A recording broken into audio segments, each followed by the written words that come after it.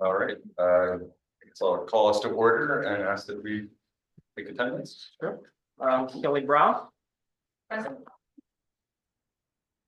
and Chambers, Present. Rory Stolzenberg, Present.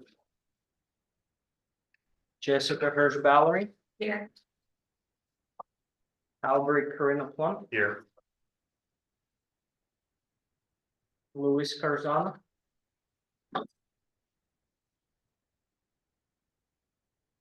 Charles Proctor. Here. Chuck, would you please state the reason and reason? for- I'm more than 60 miles away. I'm teleworking today, and so that's why I'm not at the meeting. Sandy's representing VDOT at the meeting. Thank you. Christine Jacobs, Present. Jason Espy,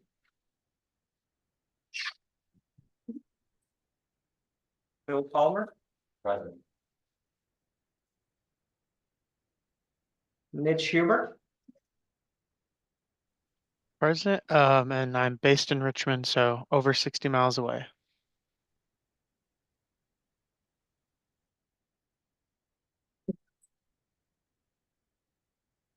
Sarah Pennington, Present.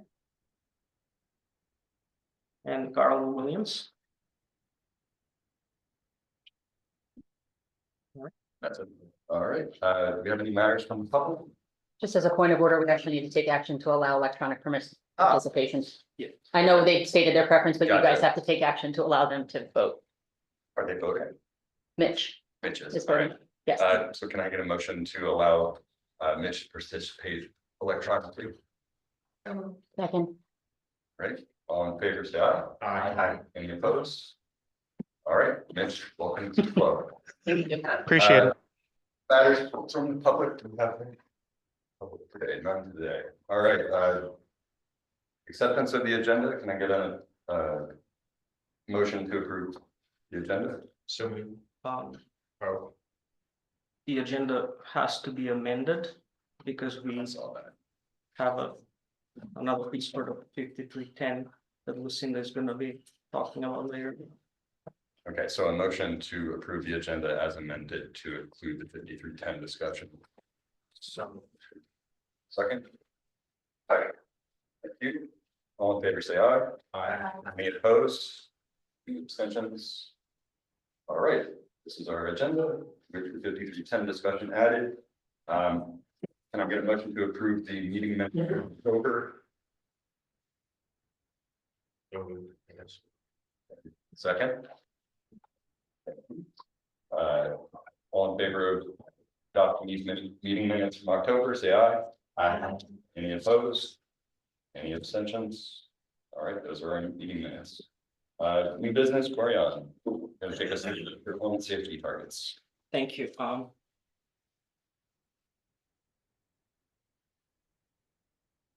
Let me pull it up now. Yeah. Okay. So a lot of you are familiar with the performance safety targets. You have adopted them in the past. Just want to say this is a federally mandated process from the Moving Ahead for Progress in the 21st Century. Act was known as MAP 21, was enacted in 2016.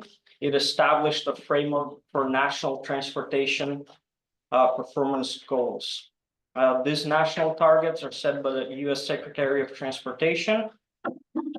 They define the overarching safety objectives for the nation transportation system.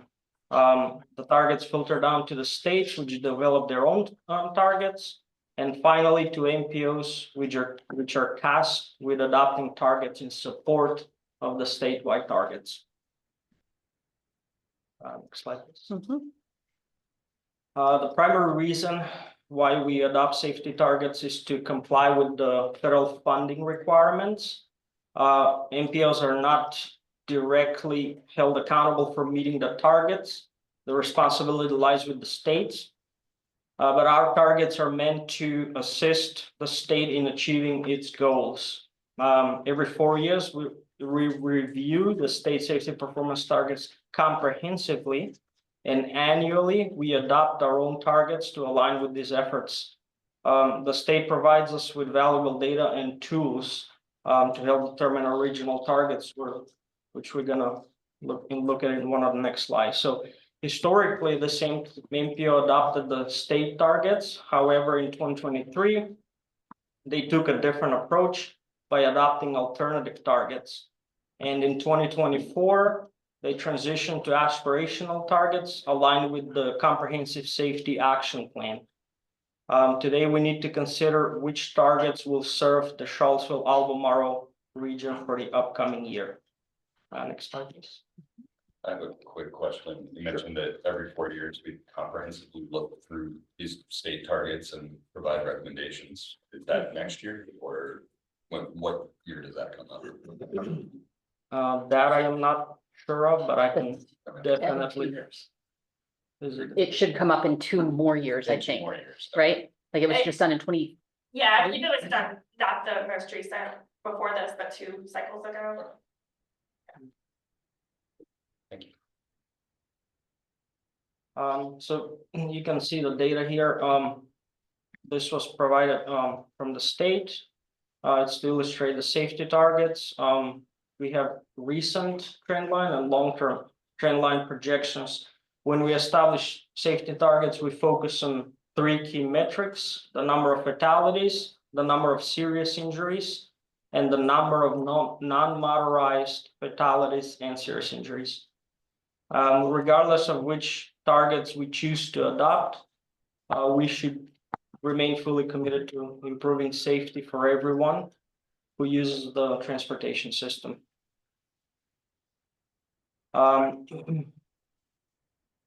It's important to recognize, that's good. It's important to recognize that some state level targets may show increase in the number of fatalities or serious injuries. This is because the targets are data driven and reflect actual trends, which sometimes project increases. In such cases, the goal shifts to minimizing the rate of increase rather than achieving an immediate reduction. This may seem counterintuitive, but it underscores the importance of using data to inform our strategies. So the state has given us several options for establishing safety targets, which are reflected in the chart before you. These options include adopting the state targets, which assume no change in the rates of fatalities and serious injuries or motorized fatalities and injuries. Alternatively, we could look at the targets on the regional trends, either the recent or long-term trend lines. The recent trend line shows a significant increase in fatalities and serious injuries, while the long-term trend line indicates a smaller increase in fatalities and a slight decrease in serious injuries. Difference just highlights how short-term data can sometimes deviate from the long-term patterns. And then the first column is the aspirational targets that align with the Comprehensive Safety Action Plan and the statewide goal of reducing fatalities by 50% by 2045. This translates to approximately 2% annual reduction in fatalities and serious injuries.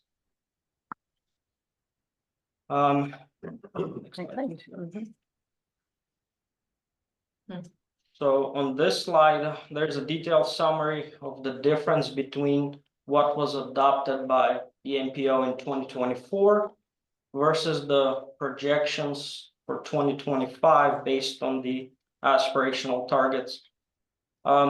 We have for 2024, we have 11 fatalities. For 2025, we have 12 fatalities. So the slight increase reflects updated regional crash data and trends, while the aspirational goal tends to reduce fatalities 2% annually. The baseline data for 2025 includes recent short-term trends that indicate a higher starting point for the projections. Another key factor to look at is the serious injury rate. So even though fatalities have increased, the serious injury rate has decreased. This reflects improvements in the rate of serious injuries relative to the vehicle miles traveled. Even though the total number is projected to increase, it demonstrates incremental progress in safety relative to the amount of travel. And then I would like to talk about the non-motorized fatalities and serious injuries. Got him. Thank you. There is an increase in 2025 versus 2024. The reason is that this reflects the challenges in reducing incident involving pedestrian and cyclists. The category is disproportionate, increasing in recent years, necessitating a higher baseline for the 2025 targets. With that, I'm gonna end the presentation. And I would like to open the floor for discussion among the MPO Technical Committee. All right, any discussion on this? Any opinions of where we're going in terms of which targets we're selecting here? You guys are technically making a recommendation to the policy board, who will review this next week. Thinking, And last year, we adopted the lower targets for the first time. I think it would make sense to continue with that. No, I agree. We should continue with the aspirational targets. It is consistent with the commitments that the board of supervisors has previously made. and it's in line with the targets that we have set with city council as well, so that makes sense for us. Can I hear a motion to recommend this to the policy board? So moved. Second. All right, all in favor, say aye. Aye. Any opposed? Any abstentions? All right, we have a recommendation. Thank you. All right, we can move along to Lucinda. Are you gonna fill us in on our tip adjustment? Yeah, oh, the tip adjustment, forgot about that. You can follow that, I guess, if you do that afterwards. I don't have the memo. I do. I'll pull it up in a second. So, yeah, basically, you guys don't have to vote on it, the policy board doesn't have to vote on it, and there was, Sandy, do you remember what it was for? Oh, yeah, you guys. The city took a while to do some projects and the federal funding was reduced. And so we increased the state funding for it. Right. And that needed to be updated in the transportation improvement plan. So there in your packet, there's a memo with the adjusted table. And there's no need to make a motion, it's just an adjustment. Cool. I guess you can also follow that with the 5310 discussion. Yeah, Yeah. so we have a mobility management program. This is the end of the first year and it's starting its second year. It's called PATH and it helps people with older adults and people with disabilities get rides. We found that a lot need rides to medical appointments and things like that. So we have a call center and we're working to partner with some volunteer driver agencies to kind of fill in the gap.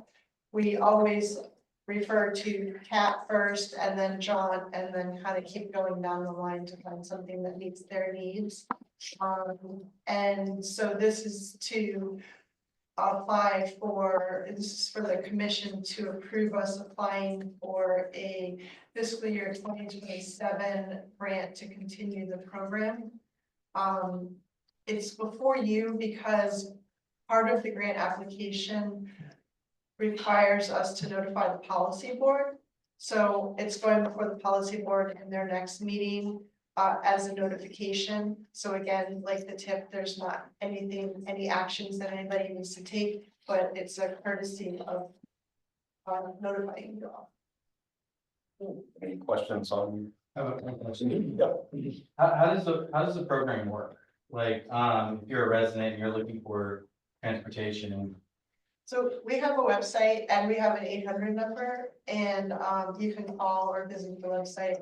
And we have transportation counselors who will walk you through like what your options are. They often can like kind of help you get through the system. For example, if you're qualified for Medicare transportation, they'll work with you on getting that. Sometimes your insurance will pay for the transportation to doctor's visits, and you don't know about it. They'll figure out if you can apply for that and help you with the application. They walk you through like the ADA application if you live in the city and you are not able to use CAP because of a disability. They'll help you get into the JOT program.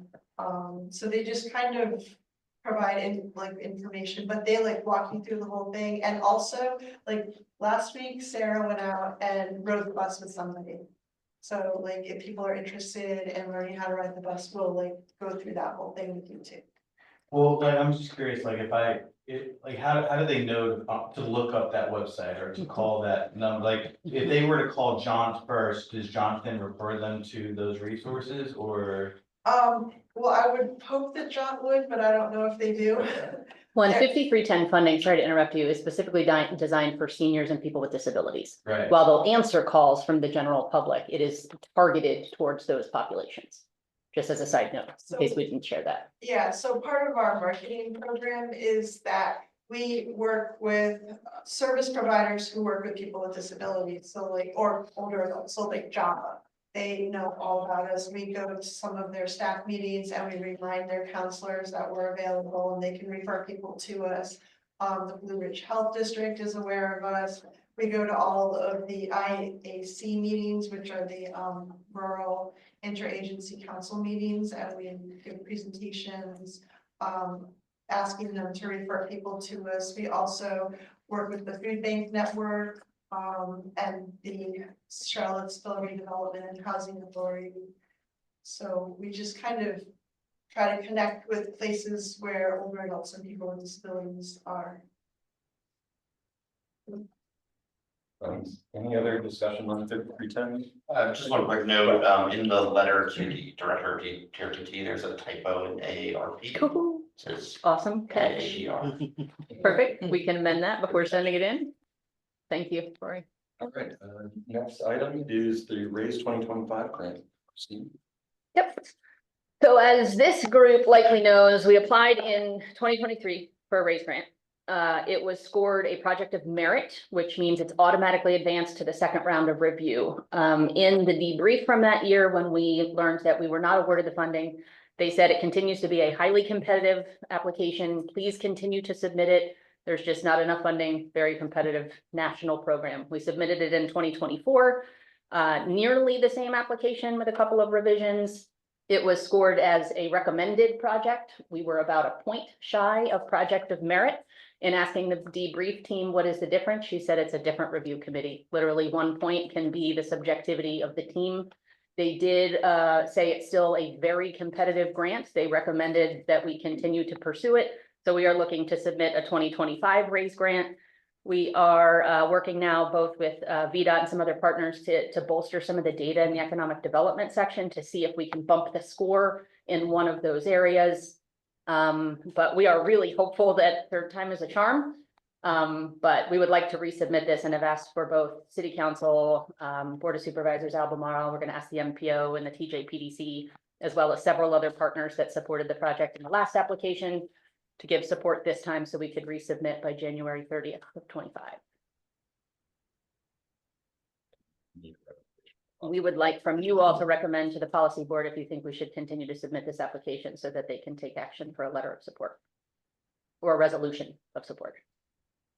I don't know that, I think last time the city council did not provide a recommendation. The city manager The did. city manager, Correct. It was a board of supervisors for Albemarle as the city manager for city. And then we also got Warner and Kane and Piedmont Environmental. There were several other letters of support as well.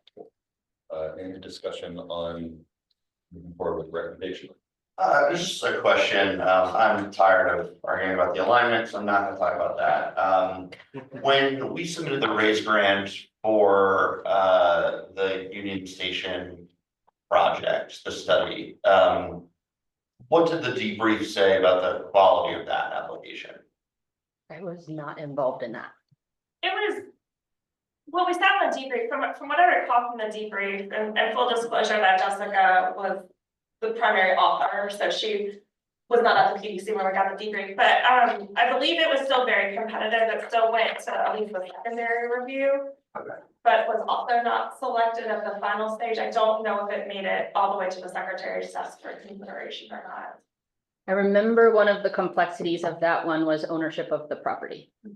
And that there were some pause in doing additional planning grants without the ability to do implementation without the property owner's support. Yeah, that makes sense. That we spend so much money on other property, like one that would be great, this bridge. But as I recall, also there was part of the reason it sort of fizzled out on the local end or on the DRPT end was that there was uncertainty about the zoning, and it didn't really make a lot of sense to do, say, massing studies before we had a new zoning. That is now done, so it might be something we could re-explore for future years. Thank you. Are there any changes to the scope of what we're asking for this grant? No, would still be partnering with VDOT. We'd still the PDC being administering the project. We've had a lot of behind the scenes conversations on what VDOT is authorized to do under this IHA. So we would still be the applicant. We'd be the recipient of the funding, but VDOT would do the preliminary engineering. What was the number again? How much money were you asking for? It's under they're doing a revised estimate, but it's in the 3.3 million range. In 24. Any other discussion, please? We can note that we are seeking the Board of Supervisors for another resolution of support. I expect that they will continue to support it. We appreciate that the MPO is continuing to pursue this project. Commend your persistence. Thanks. Actually, sorry, one more question. With the new smart scale rules, let's assume we got the grant, did preliminary engineering, submitted it, wanted to submit it. Is it eligible? It's complicated. It would be eligible for locality application. There's some question about whether or not it would be eligible as an MPO application with the new guidelines. So, Chuck, feel free to jump in if I missed anything, but it did go through a planning process that should qualify it under the, not any of the other high priority programs, but as like a project that was identified as part of a study that followed the guidelines that VDOT has set. I think the real question is whether or not it meets the regional significance criteria under the high priority program. But it would be eligible for district grant. Correct. And then there's always the option of raise implementation grant, if not smart scale. I guess if we have to move forward with smart scale as a locality application, I guess that kind of raises the question for me of why is the locality not going after it for this grant? Why are we going after it through an MPO and not, sorry to give you more work, but as the county? We are not prepared to take on 2 federal raise grants at one time. Okay, cool. What's the other raise grant you have? We have the 3 Notch Trail Shared Development Master Plan. All right, any other discussion on this one? We have a motion to provide a recommendation to the policy board that we move forward with this grant application. So Can we get a second? All in favor, say aye. Aye. All opposed? Any abstentions? I'll abstain. All right, one abstention and I'm sorry, who was that? right. and I guess we have a resolution. Next update is on Safe Streets for All, Corian. Thank you. So in the past, I provided just a general update of the program, but this is more of a formal presentation. Before I begin, I just wanted to say thank you to all of your support with this project because it is of very important significance to everybody that uses any type of transportation in our region. With that being said, this is a regional project within the Townships and Planning District Commission region. So Albemarle, Charlottesville are obviously included there. So I'm gonna just talk about specifically about those counties and what we have done since the beginning of the grant. Next slide, please. So this grant comes from the Safe Streets and Roads for All program. This is from the United States Department of Transportation, National Roadway Strategy. This long-term initiative is to reduce traffic fatalities and serious injuries by 0 using a safe system approach. The crash data that we gather from this project is from 2018 to 2022. The data comes from VDOT and it's based on 13 identified emphasis areas, like roadway, young drivers, impaired driving, motorcycles. And then we included 2 new emphasis areas for this project, which is work zones and farm vehicles. Next slide, please. I want to discuss a little bit in details about the emphasis areas. So these are the factors that are contributing for the roadway fatalities and serious injuries. But it's important to note that they correspond with each other. And what that means is that, for example, if somebody was driving under the influence, was not wearing a seatbelt and had a roadway departure, they would fall in all 3 categories when that crash data is collected from the scene. I also like to mention that a subcategory for impaired driving is talking on the phone and texting as well, or distracted driving. Next slide, please. So this comprehensive safety action plan includes several components to which we are committed. These are strong leadership commitment, an oversight group for development and monitoring, safety analysis, active public and stakeholder engagement, and an inclusive planning process. We also prioritize evaluating processes and policies, identifying key projects and strategies to ensure continuous improvement.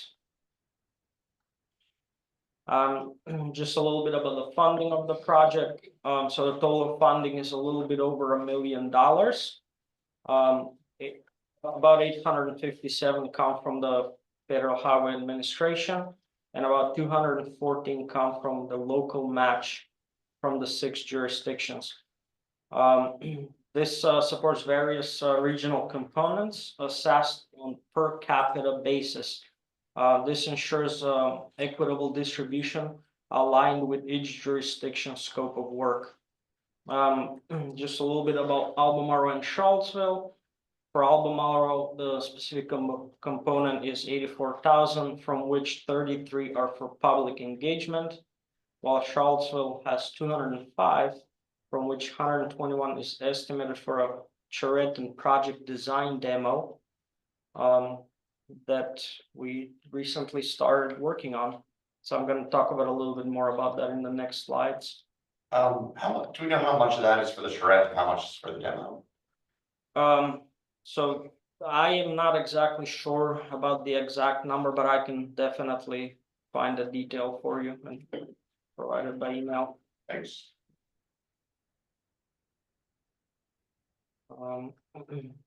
So the solutions for this safety action plan are integrated across the 4 E's system. We chose these 4 E's to design safer facilities for all road users through engineering, building a culture of traffic safety through education, reinforcing safe travel behavior through enforcement, and saving lives through emergency response. Next slide. The process overview is divided into 4 steps. The first step is identifying issues and opportunities, which during the spring of this year, we completed this step through extensive public engagement. We conducted a survey that allowed residents to share their specific transportation safety concerns on the roads that they use. Step 2 consisted of attending and gathering data from site visits in each jurisdictions. We completed this step in September. And now we are asking the public for feedback once more. That is step 3, which consists of the development of the targeted safety strategies based on the identified priorities that we gather from the site visits.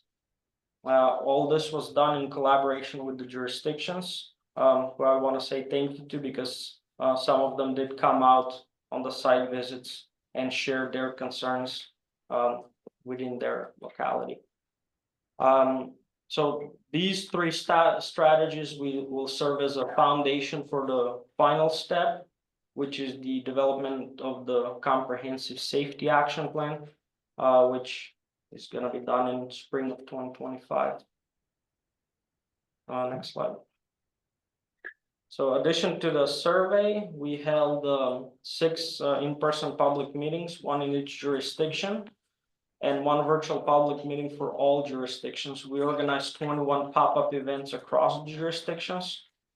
And then, of course, the site visits that I talked about. Just I want to mention about the site visits. The data what we collected from those site visits were based on the high injury network.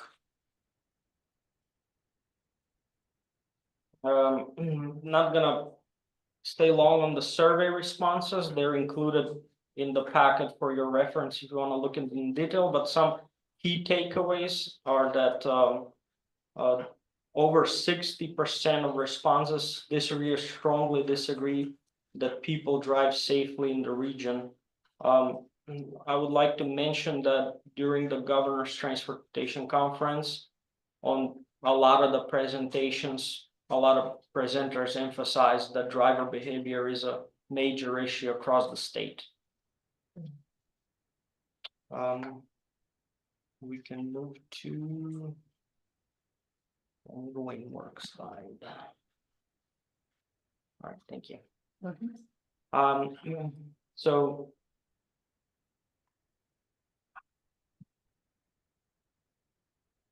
we're now in round 2 of public engagement, which we are wrapping up.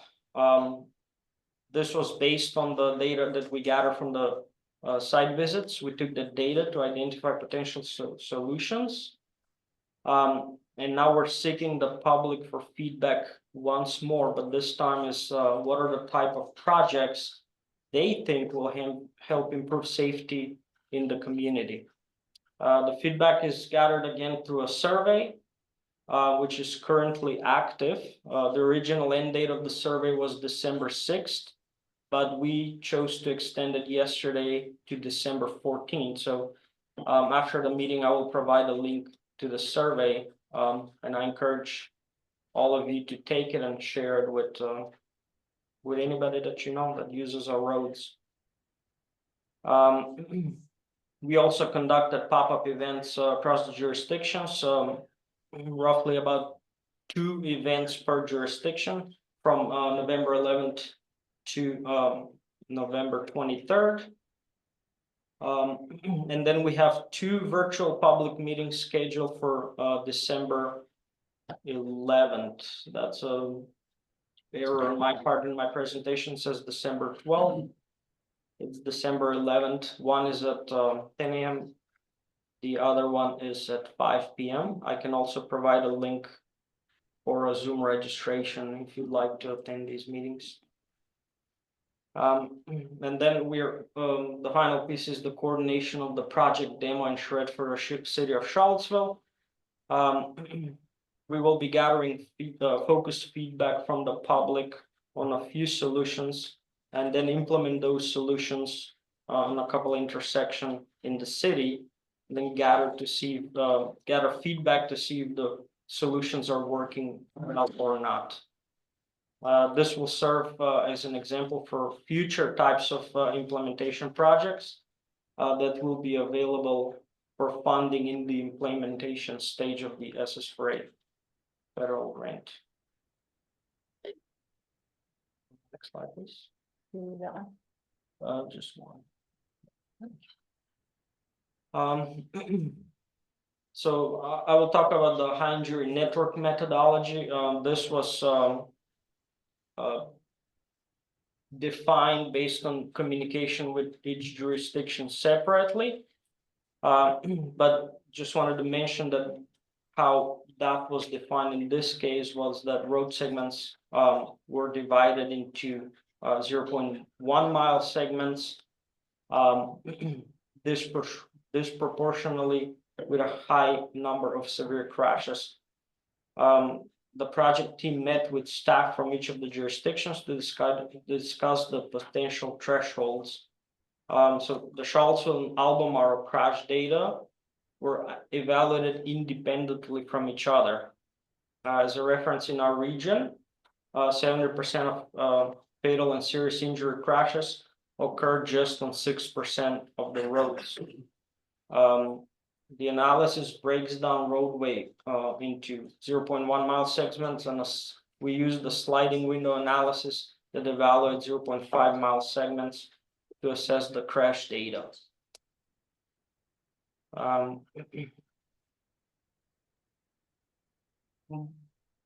Thank you. Being in transportation, everybody's familiar with the 2KA and 3KA terms for crashes and serious injuries. This is used to classify the severity of the crashes in the high injury network. What they generally mean is that 2KA crashes stands case for fatal and A for severe injury that involve at least 2 or more crashes within a segment. This represents a broader, more inclusive network where more crashes are counted.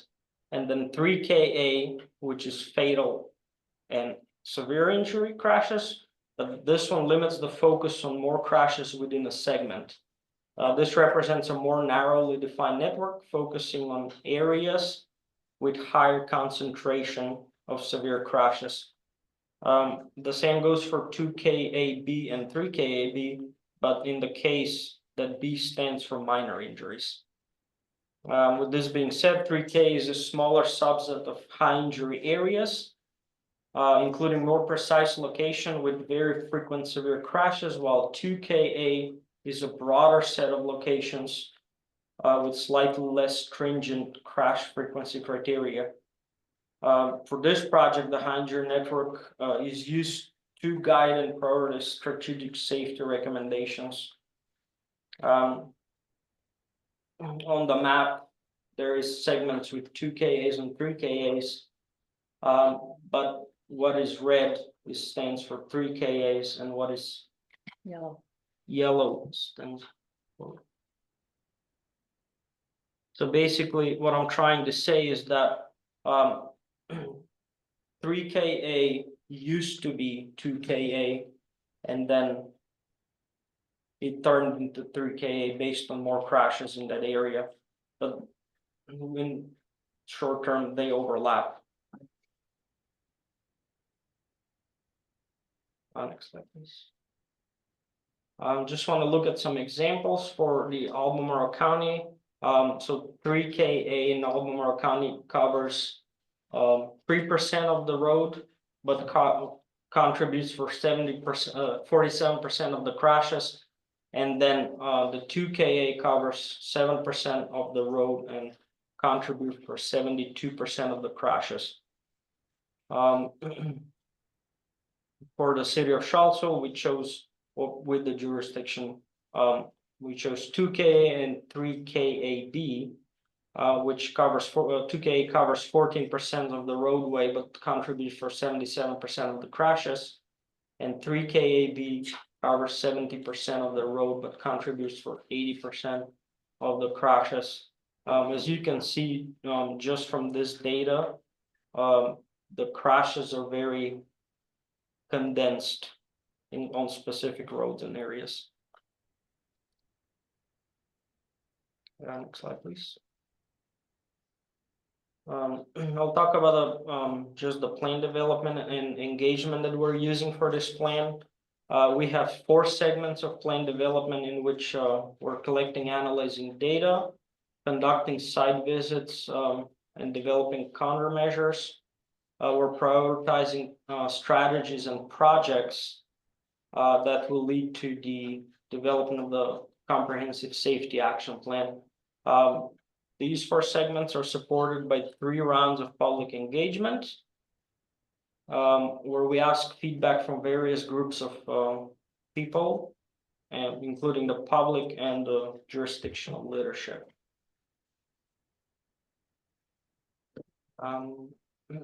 That's the end of my presentation. I'll be happy to take any questions if there are.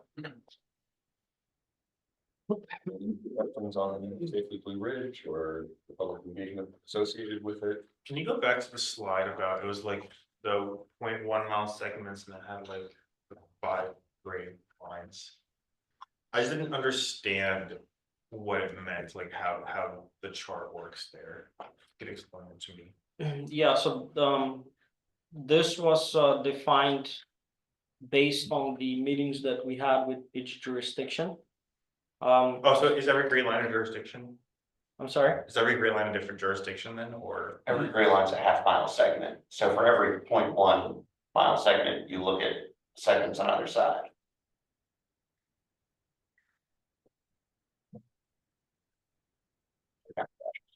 So, okay, okay, so like, So in order to say this 1 mile, this 0.1 mile segment Yeah. is, you know, a high incident location, you're looking at a half mile on either Okay. side of that to see if there's a cluster. of okay, that makes high sense, incident. okay, yeah, Yep, so if you look at like the 0.3, it's gonna go all the way down from 0 yeah, to 0.8.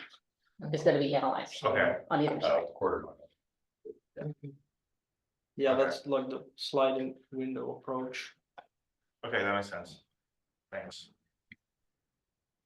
And so what they're showing on this, the maps following this are these 0.1 mile segments have Mhm. two incidents of someone killed or seriously injured, or 3. That's what the 2K. Okay, yeah, that part makes sense, this part, I was like, okay, huh? Cool. That's a good question. Any other questions, concerns, comments on this topic? And we don't have to provide any recommendations on this at this time. You have a note that about our next tech meeting. That'll be February 18th, 2025. Yeah. Anything specific you want to update us on with that one? Not at this point. Okay, we'll be developing that agenda over the next couple months. VDOT updates. Do we have any updates from VDOT on Smart Scale? Do you want me to start or do you want to go through the updates? I don't care, it doesn't matter. I mean, I can do it or you can do it. Might be easier if you do it there. Okay. So, first of all, we've been talking about the STARS and pipeline studies, so a couple updates about those. We had the kickoff meeting with the city of Charlottesville and, members of the MPO stakeholders, Monday. So that project is now officially kicked off and underway, and then we'll be having the kickoff meeting for the two STAR studies on the US 29 corridor that we're at least kicking off in tandem, and then we'll see how those projects how those project schedules work out. But we'll be having that stakeholder meeting on Friday for the project kickoff. And then as far as pipeline studies, there's some meetings that are being scheduled by OIB with the construction districts and the CTB members to brief the CTB members on the proposed pipeline studies within each of the construction districts. And then the CTB will be formally voting in their meeting on January on approval of funding for the pipeline project and the pipeline project locations. So just as a reminder that there are 2 pipeline study locations that are proposed within the MPO boundaries.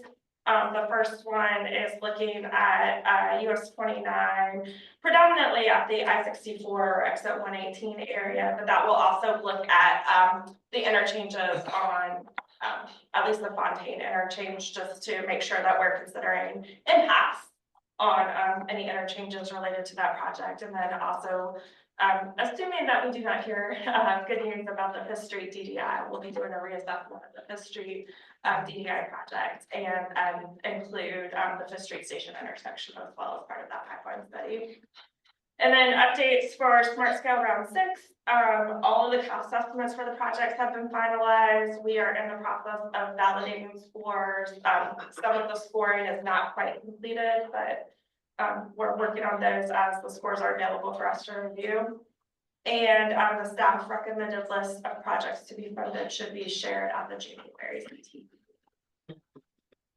Anything I missed, Chuck? I covered it. Thanks. Got any teasers for us on the scores? I don't. No. Well, When in January is the CTV meeting? I don't know. It's usually like the third Tuesday, but it can move a little bit. It's later in the month? Like mid to late. A lot of times it's actually at the same time as the MPO Tech meeting. So, yeah. Ooh, watch party. Party. Party for the CTV meeting. It'll be in January though. So can you just refresh me on what the goal is for the Ridge Main STAR study? Like the outcome that we expect, is it like a new intersection design that will be probably submitted to STAR scale or? Well, I mean, we identified the project jointly with the city. Do you want to talk about what the city's goals are? Yeah, so the goal is to change that intersection so it's safer. We are going to be looking at innovative intersection designs because obviously we are working with VDOT as their plan. But probably not a roundabout, because we have some space constrictions there, and some buildings there. So, do need to figure out what we're doing with like the slip lane, with the plinth that's in the middle of the intersection, and the fact that it's 5 different roads coming into one intersection, it's kind of a tricky place. And we're hoping that VDOT's capacity for doing planning and putting their consultants to work will help us figure out what to do with this. We partly identified this as a city because we know it's so tricky and difficult that we don't have the resources ourselves to tackle it. And so we wanted to make sure that we had this partner to carry out that. Okay, so do we think that in the final intersection design, the street light location and maybe configuration will change? Potentially, we're very, it just had to kick off meeting last week, so I'm not sure where we're gonna go with that. It did come up as a consideration. We are looking at doing some upgrades to the existing lights, is my understanding, because of their current structural condition. So that may be a factor in what we come out with the final design of that. Any other questions on the smart scale, stars, pipeline projects? I just checked CTB's schedule. January 14th is both their workshop and action meeting.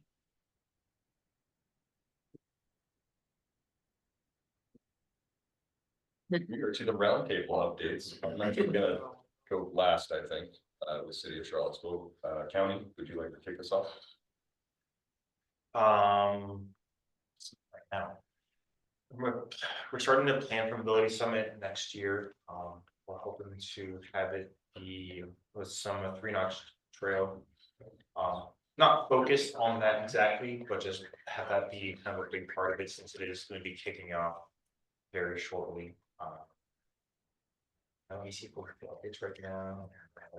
Just a quick clarification, the Mobility Summit is being put on by PEC with county support. Yes. City What, support. sorry, what summit? The Mobility Summit. Mobility. Can you just speak up a little bit? I'm really having a hard time hearing you today because your voice is projected that way and I'm behind you. Yeah, so Just speak up louder. PEC's doing the Mobility Summit and with county support and city support. And we hope for this summit to have some programming about the 3-notch trail that has been partially funded with the planning process through the race grant. Yeah, I think that's what we have, yeah. All right, cool. Sarah, Rajshare, do you have any updates? Just a couple brief ones. We have, at the end of November, just completed, the statewide campaign of connecting communities, which the state did a lot of advertising about, and then we also did some local ads for. We are also reviewing the draft of the CAP strategic plan. We'll probably be looking maybe for some feedback from this group on that draft, looking to hopefully have it adopted around February. And then, of course, the DRPT annual application process. Applications were just released last week, so we'll be starting that for the February 1st deadline. VDOT, I imagine you have additional updates beyond what you already given in the previous section. DRPT, Mitch, do you have any updates for us? Yeah, let me pull them up here. It was already mentioned that our grant cycle did just open up, so I don't need to mention that again. As many of you know, we have a new director, Tiffany Robinson, as of November. So she's kind of taken on the full executive role of our agency moving forward. We already had our 5310 pre-application webinar, so those presentation slides are available online as well if anyone is interested. As along with our transit grant cycle, there's also our rail application cycle, and those are open for the same time frame as well. So if anyone's interested, you can reach out to Linda Balderson, and I can give that to anyone who's interested as well. On that note, on good news on the rail, Virginia won 3 CRISI grants, which is Consolidated Rail Infrastructure and Safety Improvement Grant, and so which is great. And kind of a high level overview is the Piedmont Subdivision Tire Replacement Program that impacts Charlottesville and the Buckingham branch just to the east of you guys. And that's 83 miles of track improvements. Bedford, Virginia won one part of another CRISI grant for more preliminary engineering and NEPA phases of their potential stop. And then Staples Mill also won a grant as well, and that's through VPRA. So positive news there. And then also if there's any FY24 5303 contract extensions that need to get in, let me know ASAP so I can get moving on those and so you guys can keep the money flowing. But I do believe that's it for me. All right, thank you, Mitch. Nobody from FHWA today, nobody from FTA today. No one from CAD. John, we're moving very quickly to UVA. Nothing from UVA. All right, so I will wrap this up. I've got sort of 2 big things happening in the city, and maybe Tommy and Kelly can fill in gaps that I have. We're currently in budget cycle, just like everybody else. We have our budget forum with the community at Harbor Rec on Thursday night after the regional transit partnership. So if you're awake and alive and want to know what we're spending money on in the city, please join us at Harbor Rec at 6 o'clock. And then the other big thing on my to-do list this week and next is we are going before City Council and Board of Supervisors to get CARTA set up and get the county and the city as the initial members. So that's been a project long time coming, and I'm excited to see that one through. Kelly, anything else that we want to mention? I'll just say that the draft Parks and Rec master plan is also going to see council the same day on the 16th. And they're having a open house with the public on the 17th at 6 p.m. at Harbor Rec Center. Awesome, thank you. I would also add on the budget, there's a capital improvement program, public hearing tonight. Gotcha. And Regional Transit Authority resolution goes before Albemarle tomorrow. Yep. And then we're going before City Council on Monday. All right, no members of the public with any matters, so I will adjourn us. Careful, thank you. Thanks. Thanks.